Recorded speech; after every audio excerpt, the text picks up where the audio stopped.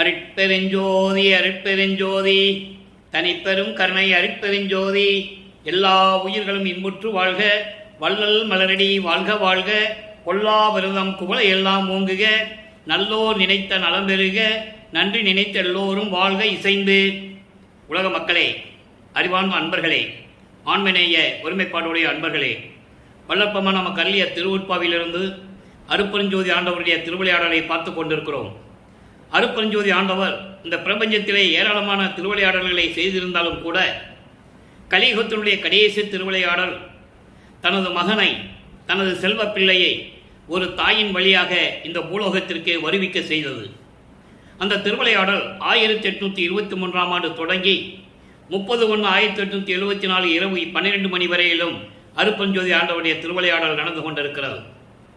தன் மகனை ஏன் பூலோகத்திற்கு வருவிக்க செய்தார் என்றால், இந்த பிரபஞ்சம் தோன்றிய காலத்திலிருந்தே உண்டான 4 யுகங்களிலுமே, கிரேத யுகம், திரேத யுகம், துபாவர யுகம், கலியுகம், இந்த 4 யுகங்களிலுமே சமயங்களும் மதங்களும் மார்க்கங்களும் உருவாகி, சமயங்களை உருவாக்கியவர்கள், மதங்களை உருவாக்கியவர்கள், மார்க்கங்களை உருவாக்கியவர்கள் எல்லாம் அவர்கள் கருத்துக்கு ஏற்றபடி இறைவனை உருவகப்படுத்தி, சைவ தலைவர்களையும் வைணவ தலைவர்களையும் எப்படியெல்லாம் உருவகப்படுத்த வேண்டுமோ அப்படியெல்லாம் உருவகப்படுத்தி ஆலயங்களை அமைத்து, அதற்கான வழிபாட்டு முறைகளை அமைத்து மக்களை வழிபட செய்து விட்டார்கள். மக்களும் அதை பின்பற்றி கொண்டு இருந்து கொண்டிருக்கிறார்கள். இந்த சமயங்களுக்கும் மதங்களுக்கும் மார்க்கங்களுக்கும் யுகங்களுக்கும் ஆயுள் காலம் உண்டு. அந்த ஆயுள் காலங்களெல்லாம் முடிந்தவுடனே இந்த பிரம்மன், திருமால், ருத்திரன், மகேஸ்வரன், சதாசிவனுடைய பதத்தலைவருடைய ஆயுள் காலம் முடிந்து விடுகிறது. அப்போ இந்த பிரபஞ்சத்தை இயக்குவதற்கு ஒரு ஆள் வேணும்.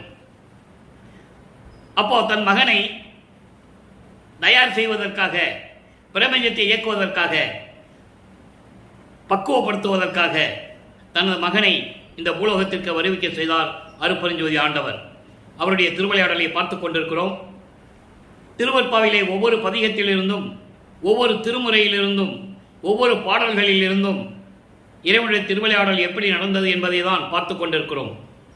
வல்லப்பமானவர்கள் இந்த பூலோகிற்கு வருவிக்க உற்று 8 ஆண்டுகள் வரையிலும் இறைவனிடம் எந்த விதமான அருளை பெற முடியவில்லை.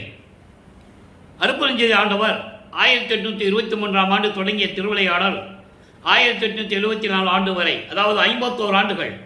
இந்த 51 ஆண்டுகளை 8 8ஆக பிரித்து தனது மகனுக்கு எப்படியெல்லாம் ஆட்கொண்டார் என்பதை தான் நாம் பார்த்து கொண்டிருக்கிறோம். அந்த வகையில் இன்று பார்க்க வேண்டிய பாடல் 1ஆம் திருமுறை பதிகம் 6 திருவருள் முறையீடு 120வது பாடல். திருவருள் முறையீடு மொத்தம் 232 பாடல்களை கொண்டது. ஒவ்வொரு பாடலிலிருந்தும் இறைவன் தன்னை ஆட்கொண்ட பிறகு, இறைவனால் வருவிக்க உற்றவன் என்ற நிலை தெரிந்த பிறகு ஞானம் பிறக்கிறது அவருக்கு. அப்போ இறைவனை எப்படியெல்லாம் முறையீடு செய்கிறார், நல்லா கவனிச்சுக்கிட்டே வாங்க. பாடல் கடினமாக இருந்தாலும் இறைவன் கொடுத்த விளக்கம் மிகவும் எளிமையாக இருக்கும். ஆட்சி கண்டாருக்கு உற்ற துன்பத்தை, ஆட்சி கண்டாருக்கு உற்ற துன்பத்தை தான் கொண்டு அருள் அளிக்கும் மாட்சி கண்டாய், எந்தை வள்ளல் குணம் என்பர், மற்றதற்கு காட்சி கண்டிலேன் இல்லை. ஆயினும் உன் அருள் கண்டத்திலே, உன் அருள் கண்டத்திலே ஓர் சாட்சி கண்டேன், கலிகொண்டேன் கருணை தடம் கடலே. இது பாடல். அந்த பாடலை விளக்கம் பாருங்க. ஏற்கனவே பிரபஞ்சத்தில் ஏற்பட்ட திருவிளையாடலையும் சொல்லணும், இறைவனுடைய நிலையையும் சொல்லணும். இந்த காலகட்டத்தில் வல்லப்பமானவர்கள் சமயங்களையும் மார்க்கங்களையும் பின்பற்றி கொண்டு, இந்த சமயங்களிலும் மார்க்கங்களிலும் மதங்களிலும் கூறப்பட்ட நெறிகளை பின்பற்றி கொண்டு, நெறிகள் என்பது குறியீடுகள், அதாவது சிவபெருமான் என்றும், நடராஜன் என்றும், மாசிலாமணி என்றும், சொக்கநாதன் என்றும் பல பெயர்களை அழைத்துக் கொண்டிருந்தார்கள். அந்த காலகட்டத்தில் எவரும் அறிவிக்க விட்டதனால் அதையே பின்பற்றி கொண்டிருக்கிறார். திருநீர் பூசிக்கொள்ளுவது, உத்ராட்சமணியை கழுத்திலே மாட்டிக்கொள்ளுவது, கடுக்கானிட்டுக் கொள்ளுவது, மற்றபடி சங்கற்ப விகற்பங்களில் ஈடுபடுவது. சங்கற்ப விகற்பங்கள் என்பது வழிபாட்டு முறைகள். ஊதுபத்தி கொளுத்தி கற்பூர ஏற்றி வழிபடுவது, வேள்வி வளர்த்து மந்திரம் சொல்லி வழிபடுவது, யோக நிலையில் இருந்து கொண்டு வழிபடுவது, இந்த சமயங்களிலும் மார்க்கங்களில் சொல்லப்பட்ட யோக நிலைகள். இதையும் நமது பிள்ளை பெருமான்கள் பின்பற்றி கொண்டிருக்கிறார்கள். காரணம், அவர் அப்படி தான் இருக்கணும், காலத்தின் கட்டாயம், வேறு எதுவும் தெரியாது. அப்போ 9வது ஆண்டிலே இறைவன் ஆட்கொண்ட பிறகு, இறைவனால் வருவிக்க உற்றவன் என்ற நிலை தெரிந்த பிறகு, அவர் இதை வெளியே யாரையும் சொல்லவும் முடியாது. இறைவன் விட எப்படி முறையீடு செய்கிறார்? இறைவன் இன்னும் அருளை கொடுக்கவில்லை. அப்போ சொல்றாரு, ஆட்சி கண்டாருக்கு, ஏற்கனவே இந்த பிரபஞ்சம் தோன்றிய காலத்திலிருந்து ஆட்சி செய்தவர்கள், பிரம்மன், திருமால், ருத்திரன், மகேஸ்வரன், சதாசிவம் போன்ற பதத்தலைவர்கள் 5 தொழில்களை செய்து கொண்டிருக்கிறார்கள். தேவர்கள், இந்திரன், இவர்களெல்லாம் ஆட்சி செய்து கொண்டிருக்கிறார்கள். அவர்களுக்கு ஏற்பட்ட துன்பத்தைகளை கண்டு அந்த துன்பத்தை நீக்கிய இறைவன். எப்படி துன்பங்கள்? அசுரர்களால் ஏற்பட்ட துன்பங்கள், அரக்கர்களால் ஏற்பட்ட துன்பங்கள். பார்க்கடலை கடையும் போது விஷம் வந்து விட்டது, அந்த விஷத்தை உண்டு தேவர்களை காப்பாற்றியது. அதை இங்கு சொல்றாரு. ஆட்சி கண்டாருக்கு உற்ற துன்பத்தை, அவர்களுக்கு வந்த துன்பத்தை தான் ஏற்றுக்கொண்டு அருள் அளிக்கும் மாட்சி கண்டாய். அந்த அருள் தன்மையோடு, அருள் பாங்கோடு அவர்களையெல்லாம் காப்பாற்றினாய். அப்படிப்பட்ட இறைவன் நீ. எந்தை வள்ளல் குணம் என்பர். இது என்னுடைய இறைவன், என்னுடைய தந்தை வள்ளல் குணம் என்று சொல்லுகிறார்கள். நல்லா கவனிச்சுக்கிட்டே வரணும். வள்ளல் குணம் என்று சொல்லுகிறார்கள். மற்ற அதற்கு காட்சி கண்டேன் இல்லை, நான் பார்த்ததில்லை சொல்லுகிறார்கள். இப்படிப்பட்ட இறைவன் பிரபஞ்சத்தை ஆண்டு கொண்டிருக்கிறவர்களுக்கு வருகின்ற துன்பத்தை எல்லாம் தான் ஏற்றுக்கொண்டு அவர்களை காப்பாற்றியவர், வள்ளல் குணம் உடையவர் என்றெல்லாம் சொல்லுகிறார்கள். ஆனால் நான் அந்த காட்சியை நான் பார்க்கவில்லை. என்றாலும் உன் அருள் கண்டத்திலே ஒரு சாட்சி கண்டேன். உன் அருளாட்சியில், உன்னுடைய அருள் திருவிளையாடலில் ஒரு சாட்சியை கண்டேன். சாட்சி கண்டேன்னா ஒரு நிகழ்ச்சியை பார்த்தேன். என்ன சொல்றாரு? களி கொண்டேன், ஆனந்தமாக இருக்கிறேன். கருணை கடலே, கருணை உள்ளம் கொண்ட இறைவனே, கடல் போன்ற இறைவனே, இப்படியெல்லாம் காட்சி கொடுத்து, இப்படியெல்லாம் வானவர்களுக்கு அரசாட்சி செய்தவர்களுக்கெல்லாம் அருளை கொடுத்து கொன்ற இறைவன் நீ. எனது தந்தை உனது வள்ளல் குணம் படைத்தவர்கள் என்று சொல்லுகிறார்கள். ஆனால் நீ என்னை வருவிக்க செய்துவிட்டு 9 ஆண்டுகள் வரையிலும் காக்க செய்து, அதன் பிறகு என்னை ஆட்கொண்டு முன்பருவம் பின்பருவம் காட்டி அருள் செய்வேன் என்று சொல்லிவிட்டு மறைந்து விட்டாய். நான் துன்பத்தில் இருந்து கொண்டிருக்கிறேன், மன வருத்தத்தில் இருந்து கொண்டிருக்கிறேன், விரைவில் வந்து எனக்கு அருள்வாயாக என்று சொல்லுகிறார். நேரடியாக நீ வரணும்னு சொல்ற. இதுதான் திருவருள் முறையீடு. இப்போ இந்த முறையீடு நடக்கும்போது வல்லப்பெருமானவர்கள் 2வது எட்டில் இருந்து கொண்டிருக்கிறார். 2-16 நல்லா புரிஞ்சுக்கணும். முதல் 8 ஆண்டுகள்ல ஒண்ணுமே இல்லை. அப்பதான் நீங்க உலகியல் செய்தியெல்லாம் கேட்டிருப்பீங்க. வீட்டுக்கு அடங்காமல் தெரிஞ்சிட்டு இருக்கிறாரு, பள்ளிக்கூடத்தில் கொண்டு சேர்த்தாங்க, படிக்கல, கந்த கோட்டத்தில் போய் முருகனை பற்றி பாடினாரு, அழுது புரண்டாரு, புலம்புனாரு, இப்படியெல்லாம் செய்திகள்லாம் உண்டு. இருக்கட்டும், அதுக்குள்ளே அந்த விளக்கத்துக்குள்ளே நம்ம போக வேண்டாம். ஆனால் 8 ஆண்டுகள் வரைக்கும் வல்லப்பெருமானவர்களுக்கு, பிள்ளைப்பெருமானவர்களுக்கு அவரது தந்தை காட்சி கொடுக்கவில்லை. இந்த சமயங்களிலும் மதங்களிலும் மார்க்கங்களில் ஈடுபட்டு கொண்டிருந்ததனால் சிவபெருமான் என்றும், தியாகராஜ பெருமான் என்றும், நடராஜன் என்றும், சொக்கநாதன் என்றும் சொல்லிக் கொண்டிருக்கிறார்கள் நமது பிள்ளைப்பெருமானவர்கள். நிலைகள் மாறும்போதெல்லாம் மாறும். அதான் நம்ம படிப்படியாக பார்த்துட்டு இருக்கோம். இப்போ இந்த நிலையில் இருக்கும்போது இப்படி தான் சொல்லுவார். நீங்கள் நல்லா கவனிச்சுட்டு வரணும். இப்போ 13வது ஆண்டு தொடக்கத்தில் அவருக்கு ஞானம் பிறக்கிறது இல்லையா? அப்போ அவருடைய மனம் திருவொற்றியூருக்கு அவரை போக சொல்லுகிறது. என்று சொல்வதை விட அருப்பஞ்சாண்டவர் உள்ளத்தை தூண்டி விடுகிறார். இவர் திருவொற்றியூர் போகிறார். திருவொற்றியூரிலே 2ஆம் திருமுறை உருவாகிறது. அந்த பதியங்களை நம்ம படிப்படியாக பார்த்துட்டு வரோம். அங்கே போகிறது, தெருவில் நிற்கிறது, பார்த்துட்டு முறையீடு செஞ்சுட்டு வந்துடுறது. திருவிழா வீதி வரும்போது தியாகராஜன் வர்றதை பார்க்கறது, ஒன்றும் புரோஜனம் இல்லை, வந்துடுறது. அப்போ நாரையும் கிளிகளையும் தூது அனுப்புகிறாரு, அங்கேயும் ஒரு புரோஜனம் இல்லை, வந்துடுறாரு. அப்போது திருமுல்லை வாயிலுக்கு போனால் ஒருவேளை அங்கேயும் அவரை பார்த்துடலாமான்னு சொல்லி திருமுல்லை வாயிலுக்கு போகிறார். அப்போது அந்த காலகட்டத்தில் அவர் எங்கே போனாலும் நடந்து தான் போகணும். நல்லா புரிஞ்சுக்கணும் நீங்கள். அப்போ திருமுல்லை வாயிலுக்கு போகிறார், அங்கேயும் ஒரு புரோஜனம் இல்லை. அப்புறம் திருவள்ளித்தாயத்துக்கு வராரு. சென்னைக்குள்ளே திருவள்ளித்தாயின்னு ஒரு இடம் இருக்குது. இப்போ இந்த பிரிட்டானியா பிஸ்கட்னு சொல்லுவாங்க, அந்த கம்பெனி இருக்கிற இடம் அது அம்பத்தூர் பக்கத்தில் திருவள்ளித்தாயின்னு ஒரு இடம் இருக்குது. அங்கே போகிறாரு. அங்கே போய் பார்த்தா கந்த துணியை கட்டிக்கிட்டு நிற்கிருக்காரு. யாரை ஏமாத்திருக்கு? கந்த துணியை கட்டிட்டு இருக்க, உனக்கு வேறு துணியே இல்லையா? ஆனால் அதையா நீ அப்படின்னு சொல்லி அங்கே பதியத்தை பாடுறாரு. நம்ம அதெல்லாம் பார்த்துட்டோம். இப்போ மறுபடியும் என்ன சொல்கிறாரு? இப்போ அந்த காட்சி பதத்தில் கடைசி பாடல் இன்னைக்கு திருவள்ளித்தாயத்தில் கடைசி பாடல் இன்னைக்கு பார்க்க போகிறோம். நாளையிலேருந்து வேற பதியம் வந்துடும். இப்போ திருவள்ளித்தாயத்தில் என்ன சொல்கிறாரு?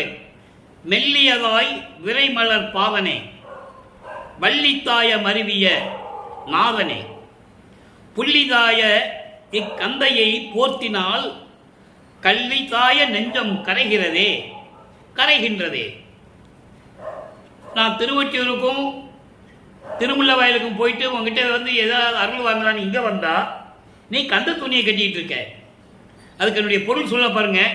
மனமுள்ள மெல்லிய மலர் போன்ற மனமுள்ள திருவடிகள் உடைய இறைவா, வள்ளித்தாய மருவிய நாதனே, திருவள்ளித்தாயத்தில் இருந்து கொண்டு இருக்கின்ற இறைவனே, கிழிந்த அழுக்கான இந்த துணியை நீ கட்டி இருப்பதை பார்த்து கல் போன்ற இறுகிய மனம் கூட கரையுமே. என்ன காரணத்திற்காக உட்கார்ந்து கொண்டு திருவிளையாடல் செய்கிறாய்? விரைவில் வந்து எனக்கு அருள வேண்டும் என்று சொல்லி இந்த பதிகத்தை நமக்கு அருளி இருக்கிறார்கள்.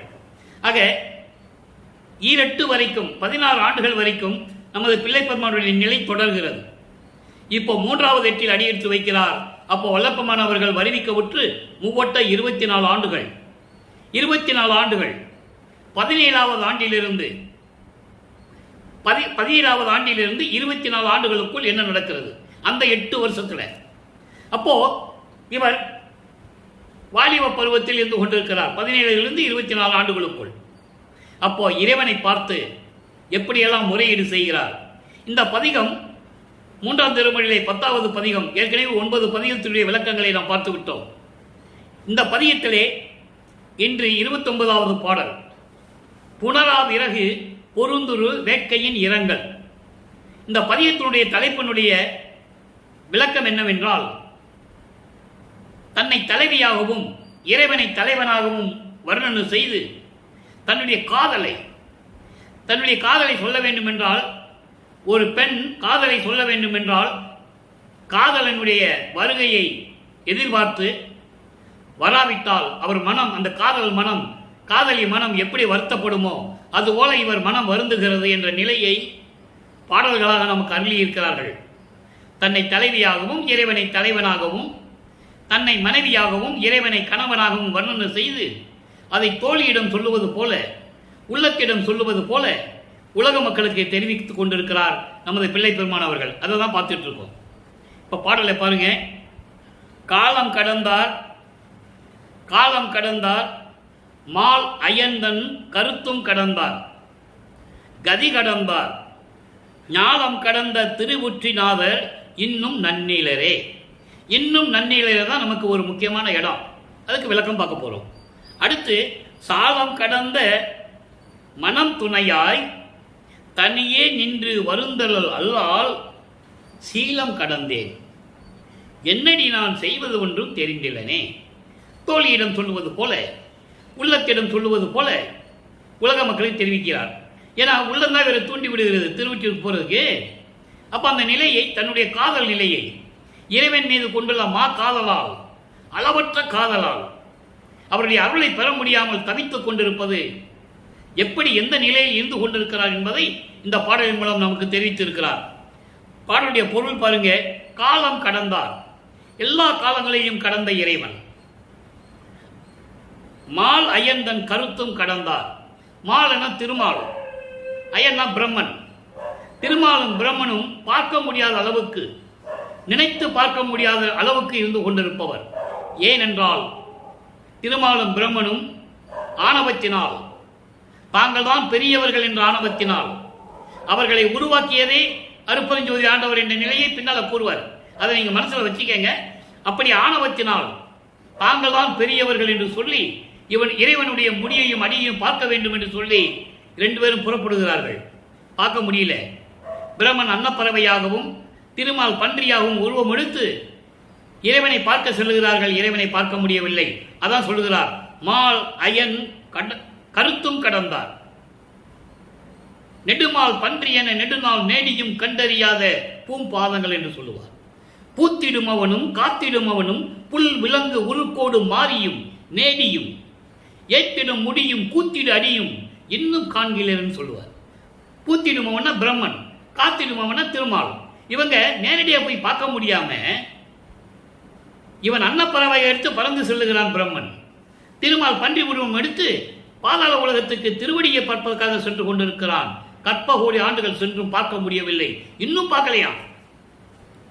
இன்னும் பார்க்கல என்ற அப்படிப்பட்ட இறைவன் கதி கடந்தார். கதி கடந்தான எல்லா நிலைகளையும், எல்லா நிலைகள் முதல்ல சொன்னது காலம் கடந்தார், எல்லா காலங்களையும். கதி கடந்தார் என்பது எல்லா நிலைகளையும் கடந்தவர். நிலைகள்ல நிறைய இருக்கு. அது விளக்க சொல்லணும்னா நமக்கு நேரம் போய்கிட்டே இருக்கும். எல்லா வெளிகளையும் சொல்லணும், நவநிலைகளை சொல்லணும். விந்து நாதம் பரவிந்து பரநாதம் திக்கிராந்தம் அதிக்கிராந்தம் சம்மௌனம் சுத்தம் அதீதம் இதற்கெல்லாம் விளக்கம் சொல்லணும். அதனால அப்பப்போ நம்ம விளக்கம் வரும்போது சொல்லிக்கலாம். இது கதி கடந்தார் என்பது எல்லா நிலைகளையும் கடந்தவர். ஞானம் கடந்த திருவொற்றிநாதர். ஞானம் என்பது எல்லா உலகங்களையும் கடந்தவர். நிறைய உலகங்கள் இருக்கிறது. வல்லப்பமான் சொல்லியிருப்பாரு 6ஆம் திருமுறை வரும்போது, சுத்த சம்மாக்கத்தை பெற்ற பிறகு இந்த பிரபஞ்சத்தில் எத்தனை உலகங்கள் 2500 உலகங்கள் இருக்குன்னு சொல்றாரு. நீங்க உரைண்ட பகுதியில் கூட நீங்க பார்த்து தெரிஞ்சுக்கலாம். அப்படி எல்லா உலகங்களையும் கடந்தவர். நல்லா கவனம் வச்சுக்கங்க. எல்லாத்தையும் சிவபெருமான் சொல்லிட்டு இருக்கிறாரு. சிவபெருமான் தான் இறைவன் என்று சொல்லிட்டு இருக்கிறாரு. நல்லா புரிஞ்சுக்கணும். இது சமயங்களையும் மார்க்கங்களையும் மதங்களையும் சார்ந்த சைவ சமயத்தின் தலைவன் என்பதை பின்னால் சொல்லுவார். யாராக இருந்தாலும் சரி, அருகர் புத்தர் இறை தூதர்கள் யாராக இருந்தாலும் சரி, அவங்க எல்லாம் சிறுபிள்ளை கூட்டம், விளையாட நின்ற சிறுபிள்ளை கூட்டம், சித்து விளையாட்டு செய்தவர்கள் என்று சொல்லுவார். அதெல்லாம் நான் பின்னால பாடல் வரும்போது பார்ப்போம். இது சுருக்கமாக விளக்கத்தை வச்சுக்கங்க. எல்லா உலகங்களையும் கடந்த திருவொற்றிநாதர் இன்னும் நன்னிலரே, இன்னும் என்னை பார்க்க வரவில்லை. நான் அவன் மீது காதல் கொண்டுள்ளேன். அவனுடைய வரவை எதிர்பார்த்து கொண்டிருக்கிறேன். அவனோடு மகிழ்வோடு இருக்க வேண்டும் என்று நான் நீத்துக் கொண்டிருக்கிறேன். ஆனால் இன்னும் வரவில்லை, என் காதலன் வரவில்லை, தலைவன் வரவில்லை என்று சொல்லி தலைவி சொல்லுகிறாள், தோழியிடம் சொல்லுகிறாள். எப்படி? சாலம் கடந்த மனம் துணியாய் தனியே நின்று வருந்தலால் சீலம் கண்டே. அதாவது எல்லாவற்றையும் நினைத்து கொண்டு, எல்லாவற்றையும் பொறுத்து கொண்டு, மன உறுதியுடன். ஏங்க மன துணையா என்று சொல்லுகிறார்? இறைவனால் வருவிக்க உற்றவன் என்ற நிலை தெரிந்து விட்டது. இறைவனுடைய மகன் என்று தெரிந்து விட்டது. எப்படியும் மன உறுதியுடன் அவனிடம் மகளை பெற்றுக் கொள்ளலாம் என்ற நிலையை இங்கே குறிப்பிடுகிறார். மன துணையாய் எல்லாவற்றையும் பொறுத்து கொண்டு மன உறுதியுடன் தனியே நின்று நான் வாடுகின்றேன், வருந்துகின்றேன், துன்பப்படுகின்றேன். இதை தவிர நான் என்ன செய்ய முடியும்? சீலம் கடந்தேன். சீலம் கடந்தேன் என்பது பழிச்சொல்லுக்கு ஆனானேன், ஏளன பேச்சுக்கு ஆளானேன், மானம் போய்விட்டது. இப்படி இந்த நிலைகளெல்லாம் இந்த நிலையில் இருந்து கொண்டு நான் துன்பப்பட்டு கொண்டிருக்கிறேன் தோழியே, நான் என்ன செய்வதென்று எனக்கு தெரியவில்லை என்று இந்த பாடலை அருளியிருக்கிறார்கள். இந்த பாடலின் மூலம் உலக மக்களுக்கு தெரிவித்துவிட்ட மைய கருத்து, உலக மக்களே, நான் இறைவனால் வருவிக்க உற்று சமயங்களிலும் மதங்களிலும் மார்க்கங்களில் ஈடுபட்டு கொண்டிருந்த நிலையில் 24 ஆண்டுகள் வரையிலும் இறைவனிடமிருந்து எந்த அருளையும் பெற முடியவில்லை. திருமாலும் பிரம்மனும் பார்க்க முடியாத இறைவன், எல்லா காலங்களையும் வென்ற இறைவன், எல்லா நிலைகளையும் கடந்த இறைவன், அப்படிப்பட்ட இறைவன் இன்னும் வந்து என்னை சேரவில்லை, எந்த விதமான அருளையும் கொடுக்கவில்லை. எல்லாவற்றையும் பொறுத்து கொண்டு என்றாவது ஒரு நாள் இறைவனுடைய அருளை பெற்றுவிடலாம் என்ற மன உறுதியுடன் நான் வருந்துவதை தவிர வேற என்ன செய்ய முடியும்? பழிச்சொல்லுக்கு ஆனானேன், இழிச்சொற்களை எல்லாம் நான் பெற்றுக்கொண்டேன், ஏளன பேச்சுகள் எல்லாம் தாங்கிக் கொண்டேன். உலக மக்களே, நான் என்ன செய்வதென்று தெரியாமல் நான் தவித்துக் கொண்டிருக்கிறேன் என்று சொல்லி இந்த பாடலை நமக்கு அருளியிருக்கிறார்கள். ஆக நண்பர்களே, இந்த நிலை தொடரும் போது வல்லப்பமானவர்கள் வருவிக்க உற்று 24 ஆண்டுகள் முடிந்து விட்டது. நல்லா கவனிச்சுக்கணும். 24 ஆண்டு வரைக்கும் திருவொற்றியூருக்கு போய்கிட்டு தான் இருக்கிறாரு. திருவொற்றியூர்களை தெருவில் நின்றுட்டு தான் இருக்கிறாரு. ஒரு வேலையும் நடக்கல. இறைவன் வந்து அருளையே கொடுக்கல. இப்போ வல்லப்பமானவர்கள் அடுத்த நிலைக்கு சென்று கொண்டிருக்கிறார். அதாவது 4வது 8 4 32 25வது ஆண்டிலிருந்து 32 ஆண்டுகளுக்குள் என்ன நடந்தது, அந்த 8 வருஷத்தில் என்ன நடந்தது உலக மக்களுக்கு தெரிவிக்கிறார். அருட்பிரகாச மாலை என்ற பதிகத்தில் இருந்து பாடல்களின் மூலமாக அருட்பரசமாலை மொத்தம் 100 பாடல்களை கொண்டது. இன்னைக்கு 45வது பாடலை பார்க்குறோம். இந்த பாடல் நடக்கும்போது, இந்த நிலைகள் நடக்கும்போது வல்லபெருமான் அவர்கள் 27வது ஆண்டில் வருவிக்க விட்டு 27வது ஆண்டில் தனக்கொடி அம்மையாரைக்கு தாலி கட்டி அந்த அம்மாவுக்கு விமோசனத்தை கொடுத்து விட்டு அந்த உலகப்பற்று துறவுகளை எல்லாம், அந்த உலகப்பற்றுகளை எல்லாம் துறக்கிறார். அதன் பிறகு இனிமேல் மன உறுதியுடன் திருவொற்றிற்கும் போக போறதில்லை, திருமல வயலுக்கும் போக போறதில்லை, திருவள்ளித்தாயத்துக்கு போக போறதுன்னு சொல்லி இருக்கிற இடத்திலே இருந்து கொண்டு வீட்டின் கதவை சாத்தி தாழ்பால் போட்டு விடுகிறார். இறைவன் வந்தால் திறந்து வரட்டும், இல்லை என்றால் தேவையில்லை, இனிமேல் நான் எங்கும் செல்வதில்லை, போதும் 32 ஆண்டுகள் நான் பட்ட ஆண்டுகள். அதை நெய்யருள் வியப்பில் சொல்லுவார் 6ஆம் திருமுறையிலே. 12 ஆண்டு தொடங்கி இற்றைய பகல் வரை, எப்போ 32 ஆண்டுகள் வரைக்கும் நான் பட்ட பாடு போதும் சாமி, இந்த படியில் நான் பட்ட பாடுன்னு சொல்லுவார். படினா இந்த பூலோகத்தில் நான் பட்ட துன்பங்கள் இருக்கிறதே, அதை நினைத்தால் மலையும் கரையுமே, இரும்பும் உருகுமே எல்லாம் சொல்லுவார். அந்த நிலைகள்லாம் நம்ம பார்க்க போறோம் இன்னைக்கு. அப்போ இந்த நிலை இருந்து கொண்டு கதவை சாத்திட்டார்.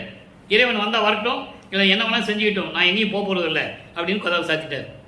இப்போ அருட்பெருஞ்சாண்டவர் பார்த்துட்டாரு, மகன் ரொம்ப உறுதியாக இருக்கிறான், ரொம்ப கோபமாக இருக்கிறாப்புல, நம்ம நேராக போய் நின்னாலும் மனசு சாந்தமடையாது, அதனால தெருவில் நடந்து போகிற மாதிரி போய் மகனை சாந்தப்படுத்தி கதவை திறந்து அவனுக்கு அருளை கொடுத்துட்டு வரணும்னு சொல்லி அருட்பெருஞ்சோதி ஆண்டவர். இப்பவும் அவர் அருட்பெருஞ்சாண்டவர்னு சொல்ல மாட்டார், நல்லா கவனிக்கணும்.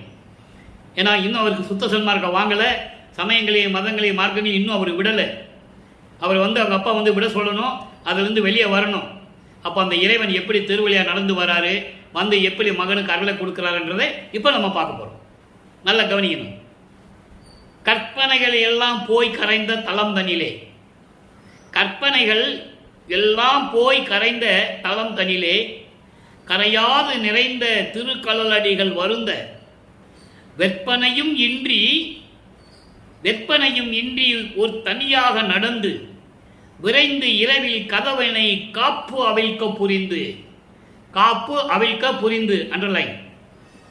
அவர் கதவை திறக்கிறார், நல்லா புரிஞ்சுக்கணும். கதவை தட்டினாலும் இவன் திறக்க மாட்டான்னு அவருக்கு தெரிஞ்சு போச்சு. அவர் கதவை திறக்கணும், அதனால கதவை திறப்பித்து அற்பனை ஒரு பொருளாக அழைத்து அருளி அடியேன் அங்கையில் ஒன்று அளித்தனை. வந்து கதவை திறந்து மகனை கொஞ்சி குழாவி ஒரு அருள் கொடையை கொடுக்கிறார். அளித்தனை இந்நருளை என்னென்பேன். நற்பனவர் துதிக்க மணிமன்றத்தே இன்ப நடம்புரியும் பெருங்கருணை நாயக மாமணியே. இந்த பாடலை பார்க்கும்போதே உங்களுக்கு புரிஞ்சிருக்கும். இங்கே சிவசிவான் வராது, நமச்சிவாயன் வராது, தியாகராஜ பெருமான் வராது. நல்லா கவனிக்கணும் நீங்க. ஏன்னா நிலைகள் மாறும்போது பொதுப்படையா சொல்லிட்டு இருக்கிறாரு. இப்போ இவருக்கு சுத்த சன்மார்க்கம் இருக்கிறது தெரியும், அருட்பெருஞ்சோதி ஆண்டவர் தான் தெரியும், அவர் வர்றது தெரியும். அந்த நிலையில் இருந்து கொண்டு இந்த பாடலை நாம் கருளி இருக்கிறார்கள். இப்போ அந்த பாடலுடைய விளக்கம் பாருங்க. கற்பனைகள் எல்லாம் போய் கரைந்த தலம். கற்பனைகள் என்பது பொய்த் தோற்றங்கள். பொய்த் தோற்றங்கள் என்பது சமயங்கள், மார்க்கங்கள், மதங்கள். இவையெல்லாம் கடந்த நிலை ஒரு இடம் இருக்கு. சுத்த சிவஞான வெளி, பரவெளி, பராபரவெளி, பரம்பரவெளி, பராபரவெளி, பெருவெளி, பெருசுகவெளி. இந்த வெளிகளெல்லாம் கடந்து சுத்த சிவஞான வெளின்னு ஒன்று இருக்கு. அந்த நிலையை சொல்றாரு தலம் தனிலே. அங்கே சமயம், மதம், மார்க்கங்கள்லாம் இருக்காது. சுத்த சன்மார்க்க நிலை தனிலே. அப்படிப்பட்ட இடத்திலே கற்பனைகளை எல்லாம் போய் கரைந்த தலம் தனிலே கரையாது நிறைந்த பரிபூரணமாக. கரையாதுன்னா என்ன அர்த்தம்? கரைஞ்சு போகாமல் அர்த்தம். அணையாமல் என்ன அர்த்தம்?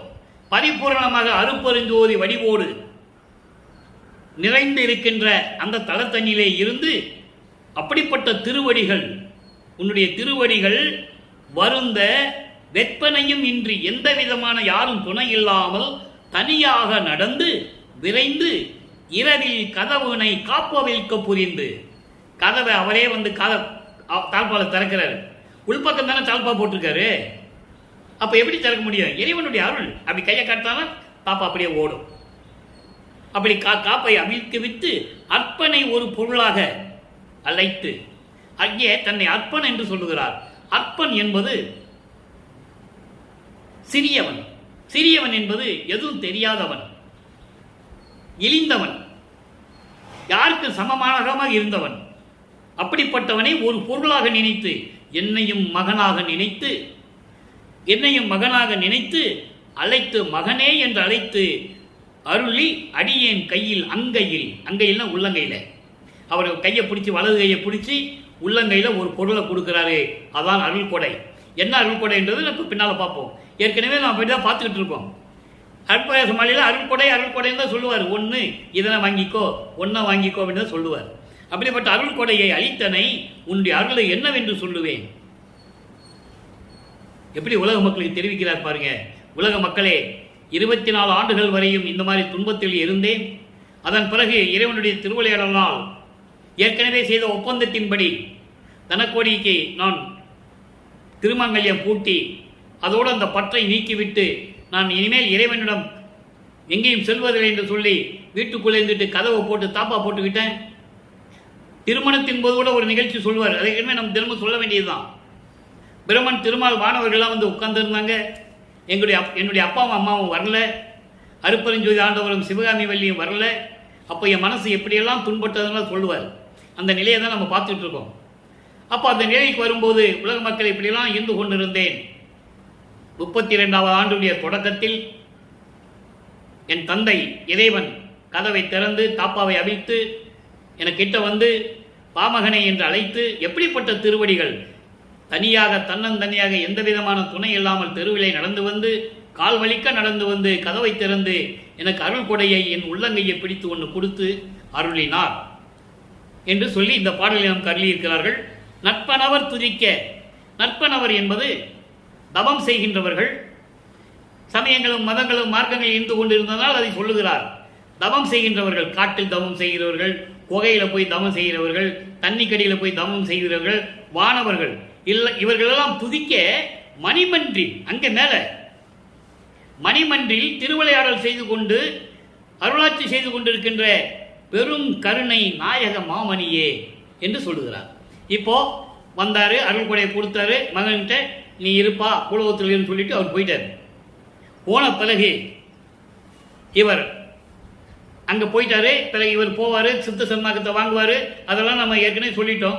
இன்னைக்கு பார்க்காதவங்களுக்கு இந்த விளக்கம் தெரியணும், அதுக்காக தான் சொல்கிறேன். தத்துவங்களை கடந்து போகும்போது ஏற்கனவே பதிவு பார்க்காதவங்க இன்னைக்கு புதுசாக பார்த்தா அவங்களுக்கு தெரியணும் இல்லை, அதுக்காக ஒரு சின்ன விளக்கம்.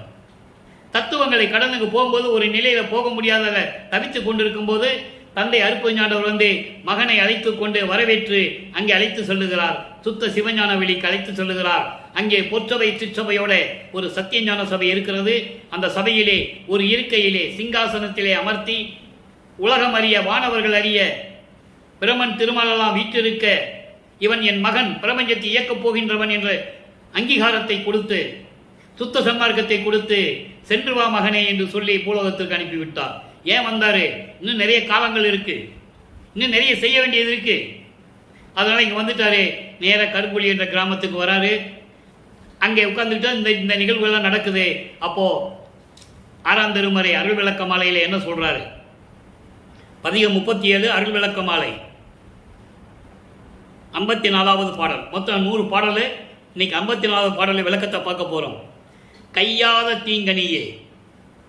இறைவன் எப்படி சொல்ற பாருங்க. அங்க என்ன சொல்லுவாரு? பாம்பை கழுத்தில் சுற்றி கொண்ட சிவபெருமான், கங்கையை தலையில் சுமந்த சிவபெருமான், கொன்றை முடி சூடிய சிவபெருமான் எல்லாம் சொல்லுவார். சொல்லிதான் ஆகணும். இப்போ சமயங்களையும் மதங்களையும் மார்க்கங்களையும் விட்டு விட்டு திருநீர் பூசுவது, உத்தராட்சங்களுடைய கழுத்தில் உத்தராட்ச மணியை மாட்டிக்கிட்டு இருக்கிறதெல்லாம் எடுத்து போட்டுட்டு பற்றுகளை துறந்து விட்டு எல்லாவற்றையும் விட்டு விட்டு சுத்த சன்மார்க்கத்தை வாங்கிய பிறகு சொல்கிறாரே இறைவன் அருட்பெருஞ்சோதின்னு. நல்லா புரிஞ்சுக்கணும் நீங்க.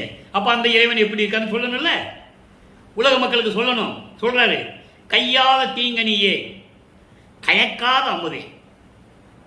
கையாத தீங்கனியே கயக்காத அமுதே, கரையாத கற்கண்டே, புறையாத கரும்பே, பொய்யாத பெருவாழ்வே, புகையாத கனலே, போகாத புனலே, உள் வேகாத காலே, கொய்யாத நறுமலரே, கோவாத மணியே,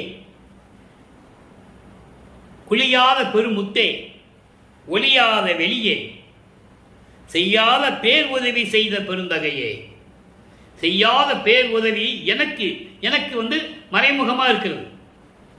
அதை எனக்கு செய்த பெருந்தகையே தெய்வ நடத்தரசே என் சிறுமை ஏற்றருளே. இது பாடல். இந்த பாடலுடைய விளக்கம் பாருங்க. கையாத தீங்கனியே. ஒரு கனி ஒரு கனி இருக்கணும்னா அது என்ன பண்ணணும்? ஒரு மரத்தில் பூக்கணும், அப்புறம் பிஞ்சி ஆகணும், அப்புறம் காயாகணும். அந்த காய் தான் தீங்கனி ஆகணும். இதானே விளக்கம்? அப்படி அல்ல. சுத்த சன்மார்க்கம்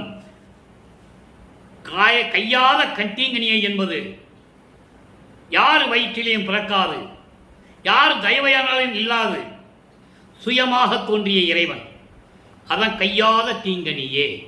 இது சுத்த சன்மார்க்க விளக்கம். நூல் விளக்கம் என்பது வேறு, அது உலகியல் விளக்கம். கையாத தீங்கனியே என்பது ஒரு மரத்தில் பூத்து பிஞ்சாயி காயாயி பழுக்கணும். அப்படிப்பட்ட இறைவன் சொல்றாரு. இருந்தாலும் கையாத தீங்கனியை என்பது சுயமாக தோன்றிய இறைவன், ஆதியம் இல்லாத இறைவன் அருட்பெருஞ்சோதி. அப்படிப்பட்ட இறைவனே கயக்காத அமுதே. கயக்காது என்பது கசக்காது. கசக்காது என்பது என்ன? சுத்த சன்மார்க்க அமுது.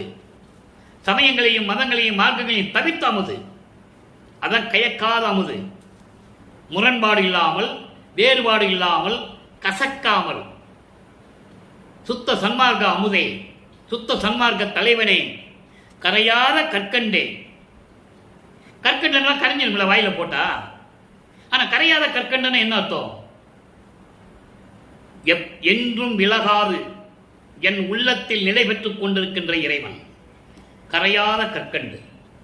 அப்படிப்பட்ட இறைவனே புரையாத கரும்பே. புரையாத கரும்புன்னா அதாவது ஒரு சில கரும்புகளை செத்து போகும் சொல்லுவாங்க. அதில் அப்படியே மடிஞ்சு போகும். அதில் இனிப்பு இருக்காது, ஒன்றும் இருக்காது. எறும்புகள்லாம் உள்ள போய் புழு பிடிச்சி அது பூத்து போகும். அப்படிப்பட்ட கரும்புன்னு சொல்கிறார். அப்படின்னா என்ன அர்த்தம்? அழியாமல் இருக்கின்ற இறைவனே. அப்படிப்பட்ட இறைவனே பொய்யாத பெருவாழ்வே.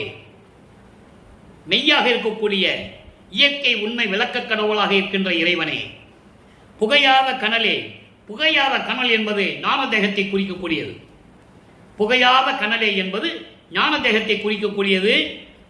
அப்படின்னா என்ன அர்த்தம்? புகையாத கனல் அர்த்தம். ஒரு நெருப்பு போட்டுட்டு இருக்கோம், புகைஞ்சிக்கிட்டே இருக்கும். நெருப்பு மேலே வராது, தீயும் அணையாது, ஆனால் புகை மட்டும் வந்துகிட்டே இருக்கும். அணையாத தீபம் என்று சொல்லுகிறார். அதான் ஞான தேகத்தை குறிப்பது. ஞான தேகத்தை குறிப்பது. போகாத புனலே சுத்த தேகத்தை குறிப்பது. வேகாத கால் பிரவண தேகத்தை குறிப்பது.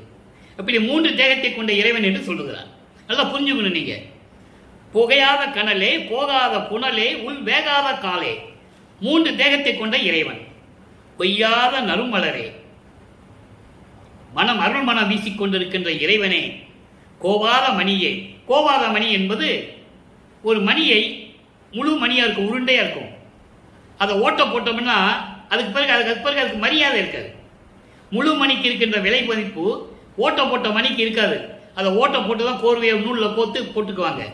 அப்படி துளைக்கப்படாத மணி, முழு திரளாக இருக்கக்கூடிய விலை மதிப்பற்ற மாணிக்கம் போன்று மணி போன்று இருக்கின்ற இறைவனே என்று சொல்லுகிறார். அப்படிப்பட்ட இறைவன் குளியாத பெருமுத்தே. கிடையாத, கிடைப்பதற்கறியாமல் இருக்கின்ற முத்து போன்ற இறைவனே. ஒளியாத வெளியே. ஒளியாத வெளி என்பது வெட்ட வெளி. நல்லா புரிஞ்சுக்கணும். ஒளியாத வெளி என்பது வெட்ட வெளி. வெட்ட வெளியில் ஒன்றுமே இருக்காது. அங்கே போய் ஒளிஞ்சிக்கவும் முடியாது, ஒன்றும் பார்க்கவும் முடியாது. இறைவனுடைய வெட்ட வெளியை சொல்லுகிறார். ஒளியாத வெளியே, வெட்ட வெளியே, செய்யாத பேர் உதவி. செய்ய முடியாத அளவுக்கு எல்லா அருளையும் எனக்கு கொடுத்து விட்டாயே. பேர் உதவி எனக்கு செய்த பெருந்தகையே. எல்லாரையும் எனக்கு கொடுத்து உதவி செய்த என்னுடைய பெருந்தகையே, அருட்பெருஞ்சோதி ஆண்டவனே, தெய்வ நடத்தரசே, திருவிளையாடல் செய்து கொண்டு அரசாட்சி செய்து கொண்டிருக்கின்ற இறைவனே, நான் சொல்லுவதையெல்லாம் ஏற்றுக்கொண்டு, விண்ணப்பங்களை எல்லாம் ஏற்றுக்கொண்டு, முறையீடுகளை எல்லாம் ஏற்றுக்கொண்டு எனக்கு அருள வேண்டும் என்று சொல்லி இந்த பாடலை நாம் கருளி இருக்கிறார்கள். இப்போ சமயங்களையும் மதங்களையும் மார்க்கங்களையும் விட்டுட்டு சுத்த சன்மார்க்கத்தை வாங்கிட்டு இப்படியெல்லாம் விண்ணப்பம் செய்து கொண்டிருக்கிறார். மகனுடைய விண்ணப்பத்தை கேட்டு செவியில் வாங்கி இறைவனுடைய தன் மகனுடைய செயல்களை எல்லாம் கேட்டு காதிலே வாங்கி கொண்டு இப்ப மகனை பார்க்க பூலோகத்துக்கு வருகிறார் அருட்பெருஞ்சோதி ஆண்டவர். தந்தை வருகிறார், மகன் வரவேற்கிறார். வரவேற்ற பிறகு என்னுடைய தந்தை எப்படிப்பட்டவர் என்பதை இங்கே கூறுகிறார், எப்படி அருளை பெற்றுக் கொண்டார் என்பதை கூறுகிறார். இறை திருக்காட்சி 43வது பதிகம், இறை திருக்காட்சியில் இருக்க 15வது பாடல். நல்லா கவனிங்க. களம் கொள்ளும் கடையே, கலங்கு எல்லாம் தவிர்த்து கழுப்பு எல்லாம் அளித்த சர்க்கரையே. மொத்த 8 வரி பாடல்கள். முதல்ல 2 வரியா சொல்றேன். இந்த நிலை இறை திருக்காட்சியை சொல்லும் போது இவர் சமயங்களிலும் மதங்களிலும் மார்க்கங்களில் இருந்த போது எப்படி இருந்தார் என்பதை, சுத்த சன்மார்க்கத்தை பெற்ற பிறகு இறைவன் எப்படி அருள் செய்தார் என்பதை கூறுகிறார். நல்லா கவனிச்சிடணும். அப்படிப்பட்ட இறைவன் என்று சொல்லுகிறார். இறைவனை பற்றியும் சொல்லணும், இறைவனிட்டு இந்த அருள் பெற்றதையும் சொல்லணும், இறைவனை பார்த்ததும் சொல்லணும், உலக மக்களுக்கு சொல்லணும்ல. அதான் சொல்றாரு, களம் கொள்ளும் கடையே. களம்னா குற்றம், கள்ளம் என்று பொருள். இல்லம், இல் மருவி இருக்கிறது. கள்ளம் அப்படின்றக்காக களம் என்று சொல்லுகிறார். இல் மருவி இருக்கிறது. கள்ளம் என்ற சொல் அப்படின்றால் குற்றங்களை சுமந்து கொண்டிருந்த தெரிந்த நான். இவர் என்ன குற்றம் செஞ்சாரு? ஒன்றும் செய்யல. ஆனால் சமயங்களிலும் மதங்களிலும் மார்க்கங்களிலும் தெரியாமல் இருந்தார். அப்போ இது ஒரு பாடலர் சொல்லுவார் எங்க அப்பா கிட்ட, என்னாகுமோ ஏதாகுமோ எனக்கு தெரியலையே, இவ்வளவு நிலையில் நான் இருந்தேன்னு சொல்லும்போது அவர் சொல்லுவாரு, நீ எதுக்கு கவலைப்படுகிறேன் மகனே, எல்லாம் என்னுடைய திருவிளையாடல் தானே. பாடல் இருக்கு. அந்த பாடலை நம்ம பின்னால பார்க்க போறோம். இதுக்கு மட்டும் விளக்கம் மட்டும் மனசுல வச்சுக்கங்க. அப்போ எல்லா குற்றங்களையும், அப்படி மனசுல இருந்த எல்லா குற்றங்களையும் அந்த கலங்கு எல்லாம் தவிர்த்து எல்லாவற்றையும் நீக்கி களிப்பு எல்லாம் அளித்த, களிப்பு என்பது சந்தோஷம், அந்த சந்தோஷத்தை எல்லாம் எனக்கு கொடுத்த சர்க்கரையே, அருட்பெருஞ்சோதியே, உளம் கொள்ளும் தேனை உண்ண உண்ண தெவிட்டாது உள்ளகத்து ஊறும் இன்னமுதை. உள்ளத்திலே நினைக்க நினைக்க தெவிட்டாத அளவிற்கு என் உள்ளத்தில் ஊறிக்கொண்டிருக்கின்ற அமுது என்று சொல்லுகிறார். அதான் தேனை உண்ண உண்ண, தேனை சாப்பிட சாப்பிட தெவிட்டாமல் இருக்குது அவருக்கு.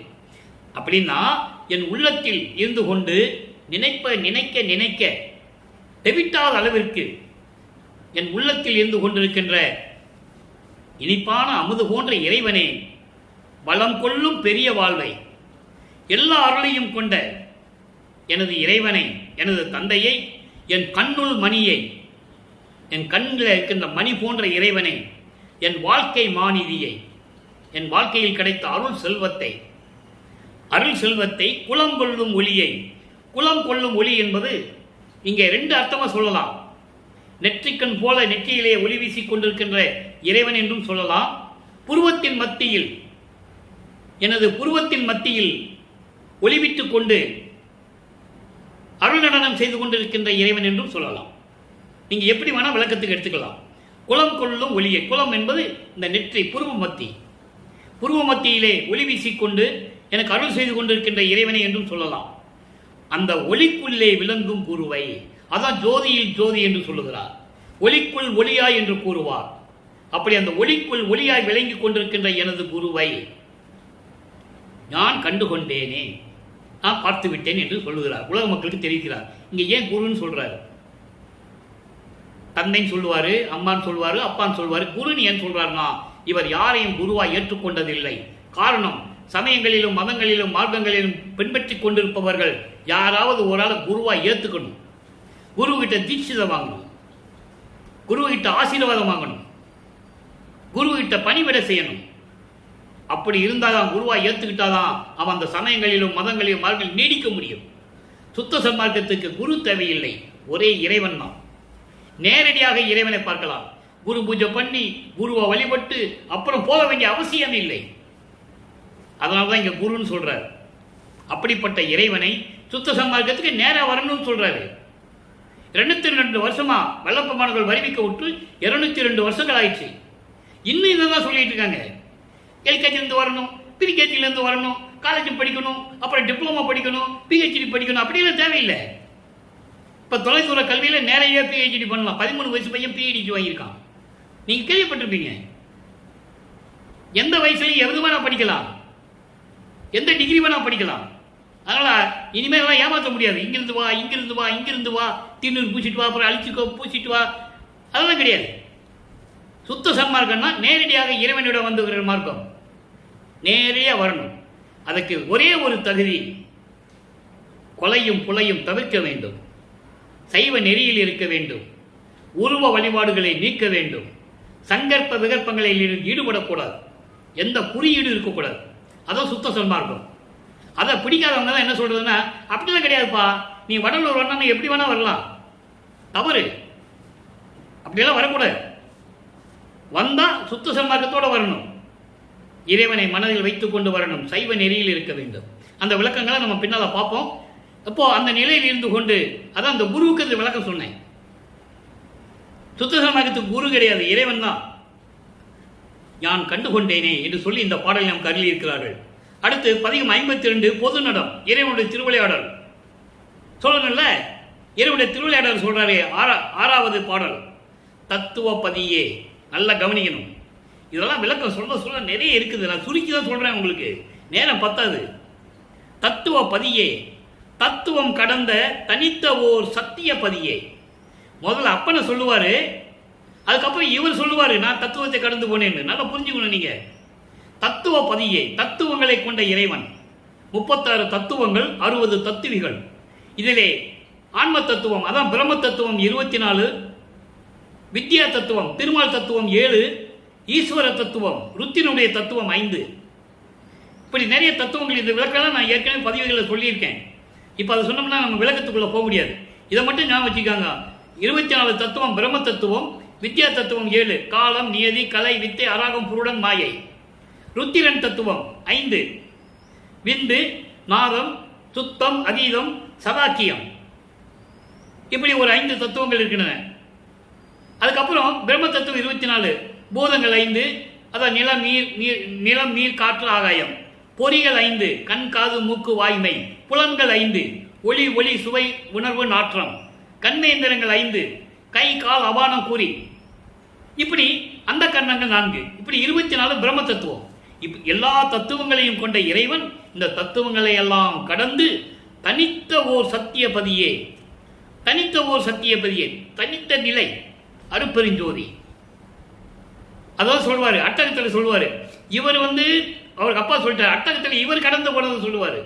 அருப்பெருஞ்சோதி அட்டகத்தில் சொல்லுவாரு, தத்துவங்களை தனித்தனியாக கடந்தேன், தத்துவாதீத வெளியில் சித்திய முழுவதும் தெரிந்தேன், அவை மேல் சிவநிலை தெரிந்திட சென்றேன். நல்லா புரிஞ்சுக்கணும். அப்போ அடுத்த வரி பாருங்க, சத்துவ நெறியில் சார்ந்த சன்மார்க்கர் தமக்குள்ளே சார்ந்த நற்சார்பே. அருப்பஞ்சாண்டவர் யார்கிட்ட இருப்பாராம்? தெளிவா சொல்றாரு, யார் ஏமாற்ற முடியாது, மறுக்கவும் முடியாது. சத்துவ நெறியில் சார்ந்த, சத்துவ நெறி சாத்விக குணம், சாத்துவ குண நெறி எது? சுத்த சன்மார்க்க நெறி. அவர்களை சார்ந்த அன்பர்களின் உள்ளத்தில் இருக்கக்கூடிய இறைவன். அதான் சொல்லுவாரு, கொலையும் புலையும் தள்ளாரை தழுவானை, கொல்லாமை விரதம் தன்னை தள்ளாரை தழுவானை. கொலையும் புலையும் தள்ளியவரை தழுவியவனை. கொலையும் புலையும் தள்ளினாதான் அவர் நெஞ்சில் இருப்பாரு, இல்லை வெளியே தான் இருப்பார், வெளியே இருந்து வேடிக்கை பார்த்துட்டு இருப்பார். அதான் சுத்த சன்மார்க்கம். கொல்லா விரதம் தன்னை கொல்லாரை காணில் ஒரு புல் என எண்ணி புறமொழிகன்னு சொல்லுவார். நான் கொல்லா விரதத்தை விட மாட்டேன்னு எவன் இருக்கிறானோ அவனை ஒரு தூசி மாதிரி நினைச்சு அவனுக்கு எந்த உதவி செய்யாதுன்னு சொல்லுவார்.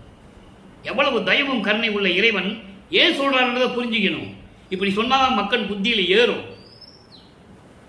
அதனால தான் சொன்னார். இதை உலக மக்கள்கிட்ட யாரும் சொல்லலை. அதனால சுத்த சன்மார்க்கம் யாருன்னு யாருக்கு தெரியல. பாட்டில் தெளிவாக சொல்றாரு.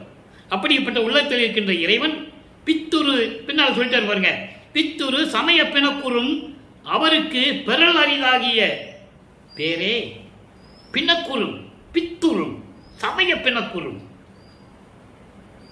அறியாமையில் இருந்து கொண்டு சமயங்களில் ஈடுபட்டுக் கொண்டு முரண்பாடுகளிலும் வேறுபாடுகளிலும் இருந்து கொண்டிருக்கின்றவர்களுக்கு கிடைக்க முடியாத இறைவன் அருப்பெருஞ்சோதி. இவ்வளவு தெளிவா சொல்றாரு. அப்ப என்ன பண்ணணும்? நம்ம சுத்த சன்மார்க்கத்தில் இருக்கணும். அப்பதான் இறைவனுடைய அருளை பெற முடியும். புத்தமது அளித்து இந்த சமயங்கள் பிணக்குகள், மதங்களுடைய பிணக்குகள், மார்க்கங்களுடைய பிணக்குகள், வேறுபாடுகள். நீங்க நல்ல சமயம், சைவ சமயத்திலே வேறுபாடு இருக்கும். நல்லா கவனிங்க. ஒவ்வொரு கோயிலுக்கும் வித்தியாசமான வழிபாடு இருக்கும்.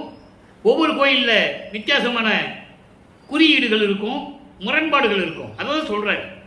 இதெல்லாம் நீக்கி புத்தமுது அளித்து, புத்தமுது என்பது சுத்த சன்மார்க்காமுது, சுத்த சன்மார்க்காமுதியை கொடுத்து என் உள்ளத்திலே கலந்து திருவிளையாடல் செய்து கொண்டிருக்கின்ற இறைவன். இறைவனுடைய திருவிளையாடல் சொல்லிட்டார். இப்போ திருவருள் பெருமை, அவருடைய திருவருளுடைய பெருமையை சொல்லணும். அப்போ 53வது பதிகம் திருவருள் பெருமை 6வது பாடல். நல்லா கவனிங்க. நல்லவா, நல் அவான்றத நல் பிளஸ் அவான்னு படிக்கணும். நல்லவா அழித்த நல்லவான்னு சொல்லுவார். நல்லா புரிஞ்சுக்கணும் நீங்க. நல்லவா அழித்த நல்லவா. அப்போ இந்த முதல்ல இருக்கிற நல்லவாவை நல் பிளஸ் அவான்னு பிரிச்சுக்கணும்.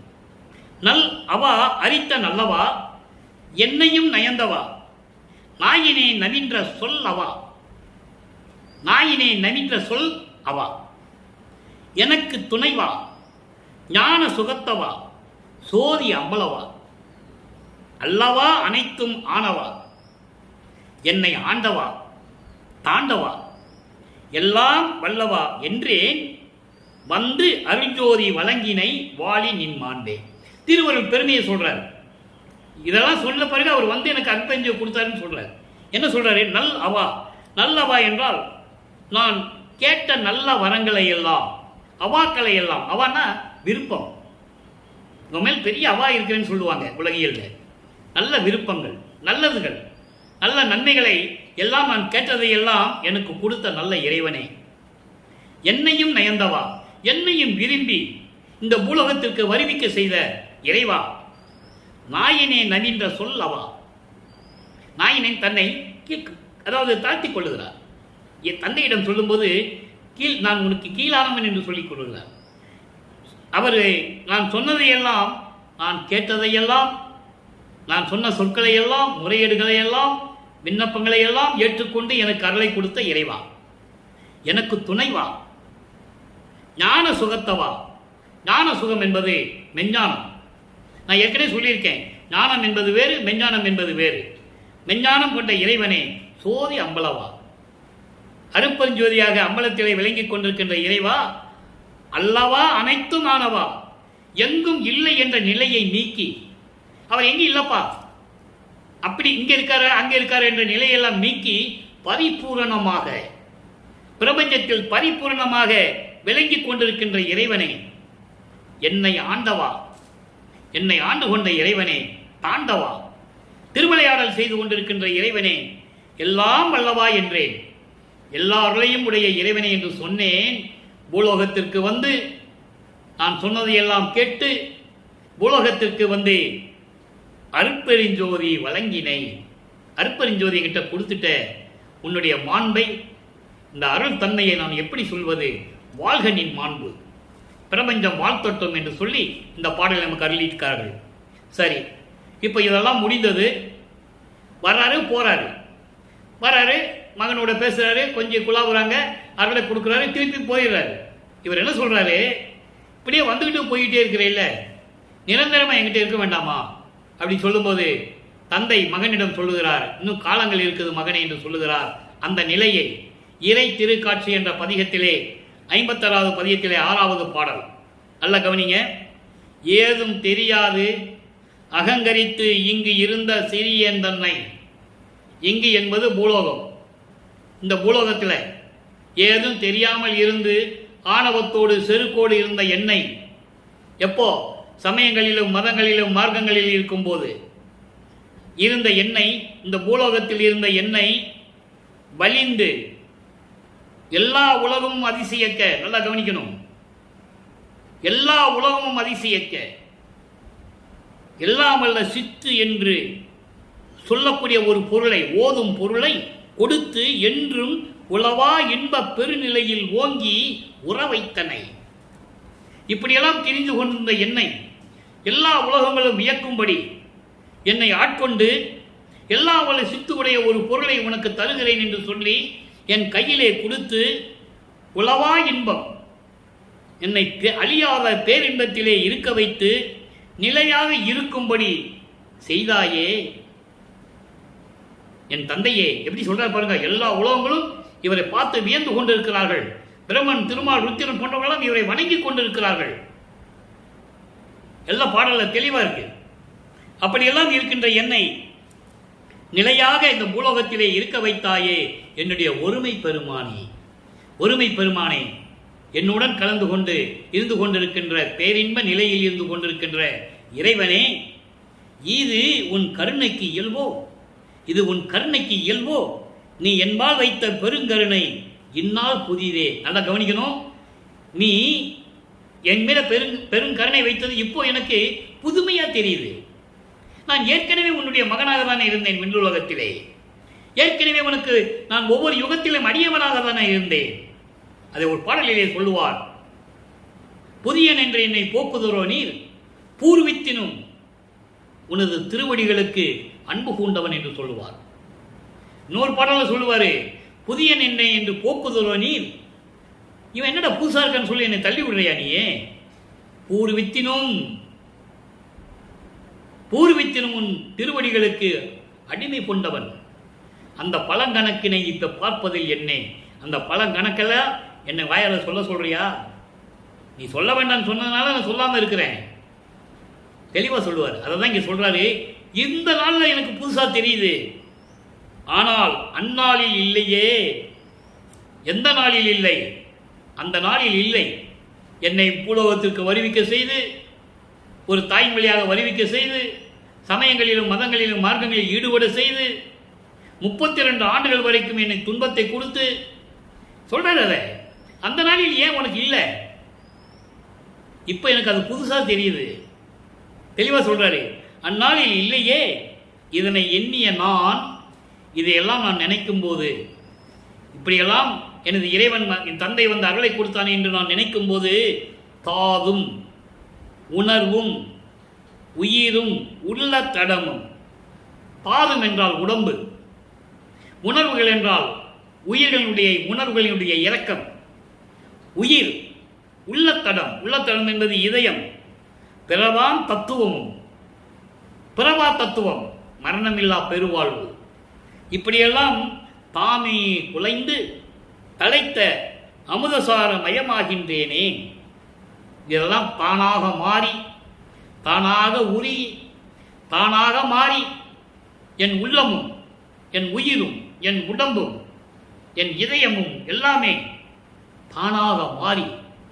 ஏன் தானாக மாறின்னு சொல்றாரு? குலைந்துன்னு சொல்றாரு. பிறவினா, அதாவது வருவிக்க விட்டதால் எடுத்த இந்த மானிட பிறவி. அவர் ஏற்கனவே பிறவி இல்லாதவர், பிறப்பு இறப்பு இல்லாதவர். அதான் ஒரு பாடல்ல சொல்லுவாரு, செத்து செத்து பிறக்கும் இந்த தேவர்கள் என் முன் வழியிலர் என்று சொல்லுவார். எல்லாருமே செத்து செத்து தானே பிறந்தாங்க, நான் அப்படி அல்ல, எனக்கெல்லாம் இவர்கள் நிகரானவர்கள் அல்ல. தெளிவா சொல்லுவார், பாடல்ல இருக்கு, யாரும் மறுக்க முடியாது. அப்படிப்பட்ட இருந்தவரை ஏன் இதை சொல்றாருன்னா, இறைவனால் வருவிக்க விட்டதனால் எடுத்த ஒரு மானிட பிறவி.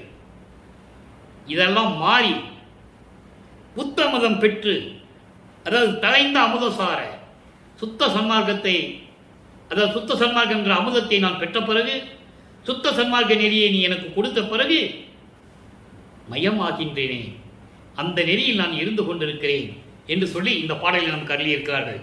எனவே அன்பர்களே, இதுவரையில் நாம் பார்த்தனுடைய திருவிளையாடலில் ஒரு சுருக்கம்.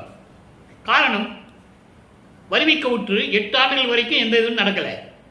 அப்போ 9வது ஆண்டிலிருந்து அவருக்கு இறைவனால் வருவிக்க விட்டுன்னு தெரிஞ்சு போச்சு. தெரிஞ்சு முறையீடு செய்கிறார். 16 ஆண்டுகள் வரைக்கும் இன்னும் நடக்கலை. அதுக்கப்புறம் 24 ஆண்டுகள் வரைக்கும் எதுவும் நடக்கலை. அதன் பிறகு 4வது எட்டில் இருக்கும்போது, 4-32 இருக்கும்போது தனக்குடைய அம்மையாருக்கு அந்த மோட்ச வீட்டை காட்டிவிட்டு அந்த அம்மாவுக்கு விமோசனத்தை கொடுத்து விட்டு வீட்டுக்குள்ள வந்து கதவு பூட்டின பிறகு மகனுக்கு வந்து அருளை கொடுக்கிறார். அதன் பிறகு சுத்த சன்மார்க்கத்தை கொடுக்கறதுக்காக கூட்டு போய் சுத்த சன்மார்க்கத்தை கொடுத்த பிறகு என்னெல்லாம் நடக்கிறதுன்றதை திருவிளையாடல் மூலமா நம்ம பார்த்துட்டோம். இப்போ எல்லாவற்றையும் சேர்த்து 4 வரிகளை மொத்தமாக சுருக்கமாக சொல்லுவார். ஊது ஊது சங்கை என்ற பதியத்தில் 130வது பாடல் 5, 6 130வது பதியம் ஊது ஊது சங்கு. அதில் 5வது பாடலும் 6வது பாடலும் 4 வரி தான். நல்லா கவனிங்க. என் உயிர் காத்தான், என் உயிர் காத்தான், இன்பம் பழித்தது. இன்பம் பழித்தது என்பது பேரின்பம் கிடைத்து விட்டது. இதெல்லாம் சுத்த சன்மார்க்கத்தை வாங்கின பிறகு பொன் உரு தந்தான், சுத்த தேகத்தை கொடுத்தான், பொற்சபை அப்பன் சிவமாக்கி கொண்டான். அதான் முக்கியம். சிவமாக்கி கொண்டான் என்பது என்னை அருப்பெருஞ்சோதி ஆகிவிட்டான். சிற்றம்பலத்தான். நவநோக்கு அளித்தான். நவநோக்கு அளித்தான் என்பது அருள் காட்சி. இது ரெண்டு விளக்கமா சொல்லலாம். நவநோக்கு அளித்தான் என்பது நவநிலைகளை காட்டினான் என்று சொல்லலாம். நவநிலைகள் என்பது ஏற்கனவே நான் சொன்னது. விந்து, நாதம், பரவிந்து, பதநாதம், திக்கிராந்தம், அதிக்கிராந்தம், சம்மௌனம், சுத்தம், அதீதம், இதுவும் சொல்லலாம். இங்கே நவநோக்கு என்பது அருள் காட்சி. ஏன்னா நவநிலையில கடந்துதான் நம்ம போகணும், அவர் போகணும். அப்போ நவநிலைகள் என்பதை விட நவ நோக்கு என்பது அருள் காட்சி. எனக்கு அருள் காட்சி கொடுத்தான், அருட்பெருஞ்சோதி வடிவில் எனக்கு அருள் காட்சி கொடுத்தான். நான் அவன் ஆனேன், நான் அருட்பெருஞ்சோதியை ஆகிவிட்டேன் என்று சொல்லிட்டார். சுருக்கமா சொல்லிட்டார். புரியுதா உங்களுக்கு? அப்போ இன்னொரு இடத்துல சொல்வார் அவரே, இவனே அவன் என்று சொல்லுவார். இவனே அவன் என்று சொல்லுவார். இவனே அவன் என்பது எனது தந்தை அருட்பெருஞ்சோதி ஆண்டவரால் இந்த பூலோகத்திற்கு ஒரு தாயின் வழியாக வறுமை கூற்ற பிறகு இந்த உலகியலுடைய வழக்கப்படி எனக்கு ராமலிங்கம் என்று பெயரிட்டார்கள். நல்லா புரிஞ்சுக்கணும். அதான் இவ்வளவு விளக்கம் இருக்கு அதுல. அதனாலதான் இன்னைக்கு நான் அதை சொல்றேன். நான் கடமைப்பட்டு இருக்கிறேன். இறைவன் கொடுத்த விளக்கத்தை மக்களுக்கு சொல்ல வேண்டும். மூடி மறைக்கப்பட்ட விளக்கங்கள் திருவருட்பாவிலே இருக்குது. இவனே அவன் என்று சொல்லும் போது அந்த விளக்கத்தை உலக மக்களுக்கு தெரியப்படுத்த வேண்டும். நான் எனது தந்தை அவருடைய அருளால் என்னை உன் ஆண்மகனாக பெற்றெடுத்து பாட்டில் சொல்லுவாரு, நீயே என் தந்தை அருளுடையாய் என்னை நேர்ந்து பெற்ற தாயே என்று சொல்லுவார். என்னையும் இரக்கந்தனையும் ஒன்றாக இருக்க இசைவித்து மன்னி வாழ்வுற வருவித்த கருணை வள்ளல் நீ என்று சொல்லுவார். அப்போ என்னை ஒரு ஆண்மகனாக பெற்றெடுத்து என் தாய் சிவகாமி வெள்ளியிடம் கொடுத்து பவனங்களாலும் தங்கத்தினாலும் வையுடையங்களாலும் அலங்கரிக்கப்பட்ட தொட்டிலே எனது மகனை சீராட்டி பாராட்டி வளர்க்க வேண்டும் என்று சொல்லி என் சிவகாமி வள்ளியிடம் என் தந்தையிடம் கொடுத்தார், என் தாயிடம் கொடுத்தார் என் தந்தை. அதன் பிறகு என்னை சுத்த சன்மார்க்கத்தை உலக மக்களுக்கு சொல்ல வேண்டும், சுத்த சன்மார்க்கத்தை உலக மக்களுக்கெல்லாம் சேர்க்க வேண்டும், அவர்கள் இன்புற்று வாழ வேண்டும் என்பதற்காகவே நான் அங்கு செல்வ செழிப்போடு இருந்த என்னை, செல்வ பிள்ளையாக இருந்து கொண்டிருந்த என்னை எனது தந்தை ஒரு தாயின் வழியாக வருவிக்க செய்து விட்டார் ஒரு இந்த பூலோகத்தில். அப்போ அந்த தாயும் தந்தையும் வருவிக்க விட்டதனால் ஏற்பட்ட சொந்தங்கள் என்னை கொண்டு போய் ராமலிங்கன்னு பேர் வச்சுட்டாங்க. அப்படிப்பட்ட இந்த ராமலிங்கம் இந்த பூலோகத்திலே சமயங்களையும் மதங்களையும் மார்க்கங்களையும் மேற்கொண்டு இருந்த போது அதையெல்லாம் நீக்கி என்னை ஆட்கொண்டு சுத்த சன்மார்க்கத்தை கொடுத்த பிறகு நான் அவனாகிவிட்டேன். அதான் இதுக்கு விளக்கம். இவ்வளவு விளக்கம் இருக்கிறது. வரி ஒரே வரிதான், இவனே அவன். அப்போ அப்படி என்னை கொடுத்த பிறகு நான் ராமலிங்கமாகிய நான், செல்வ பிள்ளையாகிய நான் அருட்பெருஞ்சோதி ஆண்டவராகிவிட்டேன் என்று சொல்லுகிறார். அதைத்தான் இந்த ஊது ஊது சங்கிலே கடைசி வரியில சொல்றாரு, நான் அவன் ஆனேன். இப்போ விளக்கம் உங்களுக்கு புரிஞ்சிருக்கும். அப்போ நான் இறைவன் ஆயிட்டேன்னு சொல்றாரு. அப்படிப்பட்ட வல்லற்பமானவர்களை ஒரு சாதாரண தமிழ் துறவி என்றும் ஞானி என்றும் போகி என்றும் யோகி என்றும் சீர்திருத்தவாதி என்றும் பாடலாசிரியர் என்றும் சமூக சீர்திருத்தவாதி என்றும் விஞ்ஞானி என்றும் இப்படிதான் சொன்னார்கள். அவர் இறைவன் என்று யாரும் சொன்னதில்லை. அவரே சொல்றாரு, நான் அவனானேன், இவனே அவன் என்று சொல்லுகிறார். அப்படிப்பட்ட ராமலிங்கம் நான் அருட்பெருஞ்சோதி ஆகிவிட்டேன் என்று சொல்லுகிறார். ஆக அன்பர்களே, இன்றைய இறைவனுடைய திருவிளையாடலை நாம் மிகவும் சிறப்பாக பார்த்து விட்டோம் என்று கூறிக்கொள்வதில் பெரும் மகிழ்ச்சி அடைகிறேன். நீங்களும் சுத்த சன்மார்க்கத்தில் இணைந்து கொலையும் கொலையும் தவிர்த்து உருவ வழிபாடுகளை எல்லாம் நீக்கி சங்கற்ப விகற்பங்களை எல்லாம் நீக்கி குறியீடுகளை நீக்கி ஜோதி வழிபடியில் இருக்கின்ற அருட்பெருஞ்சோதியை வணங்கி இறைவனுடைய அருளையும் செல்வங்களை எல்லாம் பெற்றுக்கொண்டு இந்த வையகத்திலே நீங்கள் வாழ்வாங்க வாழ வேண்டும் என்ற வாழ்த்தி இந்த வள்ளலார் ஊழியன் விடைபெறுகிறேன். மீண்டும் நாளை சந்திப்போம். நன்றி, வணக்கம். அருட்பெருஞ்சோதி அருட்பெருஞ்சோதி தனிப்பெருங்கருணை அருட்பெருஞ்சோதி. நாளையும் அருட்பெருஞ்சோதி ஆண்டவருடைய திருவிளையாடல் தொடரும். பார்த்து கண்டு மகிழ்ந்து இறைவனுடைய அருளை பெற்றுக் கொள்ளுங்கள் என்று வாழ்த்து விடைபெறுகிறேன். நன்றி, வணக்கம்.